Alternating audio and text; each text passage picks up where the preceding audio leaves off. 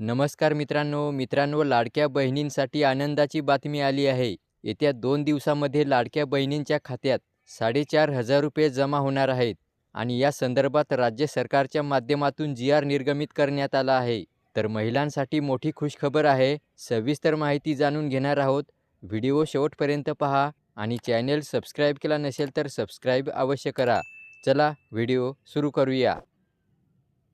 तर पहा मित्रांनो, मुख्यमंत्री माझी लाडकी बहीण योजनेसाठी सन 2025-26 या आर्थिक वर्षामध्ये निधी वितरण करण्याबाबत सामाजिक न्याय व विशेष सहाय्य विभागाने काल दिनांक 18 फेब्रुवारी 2026 रोजी हा जी-आर निर्गमित केला आहे. तर यामध्ये खाली शासन निर्णय काय आहे पहा.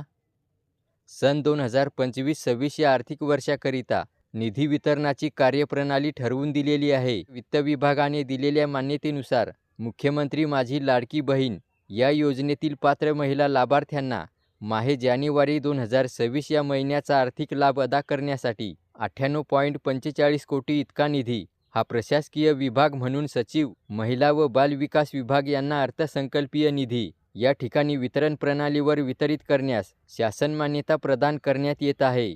म्हणजेच मित्रांनो, येत्या 2 दिवसामध्ये लाडकी बहीण योजनेचा जानेवारी 2026 या महिन्याचा हप्ता महिलांच्या खात्यात जमा होणार आहे आणि ज्या महिलांना ई-के-वाय-सीच्या त्रुटीमुळे मागील 2 हप्ते मिळालेले नव्हते, तर त्या हप्त्यांचे पैसेसुद्धा एकदाच मिळणार आहेत.